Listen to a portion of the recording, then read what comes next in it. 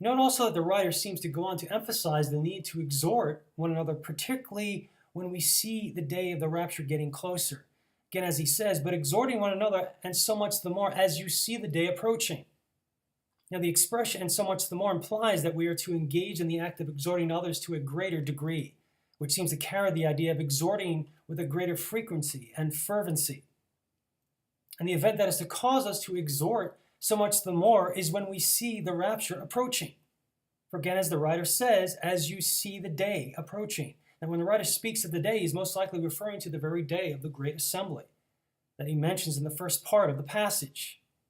The idea that the writer has the rapture in view in this text is further supported by the fact that later on in the chapter he speaks of the coming of Christ, as we read in verse 37. For yet a little while, and he that shall come will come and will not tarry. This helps draw attention to the fact that one of the things the author desires to do in this chapter is to remind his readers of the blessed hope of Christ's return at the rapture, and their need to embrace and cling to it and cherish that hope. So it is very highly likely that when the writer speaks of the day in the latter part of Hebrews 10:25, he is referring to none other than the day of the blessed hope, or the great gathering itself.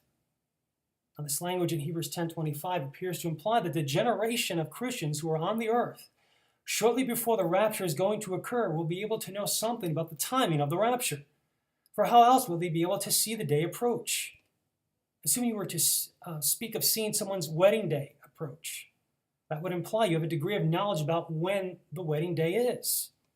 You might not know the exact day, but you would have to have some idea about approximately when it would be, maybe knowing the month or even the week. And that knowledge would enable you to know when the day is approaching.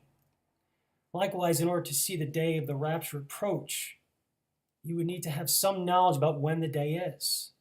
For again, how else would you be able to see it approach? Now, some hold to the idea of an imminent return of Christ, which asserts that Christ could come in at any time. Or some claim he could come today or tomorrow or 500 years from now. And it's going to be a big surprise and we'll have no idea it's coming. Well, if that is true, how would a believer be able to see that day approach? If Christ is going to come in at any time, that is a complete mystery from our standpoint. We really would have no idea when it is getting closer.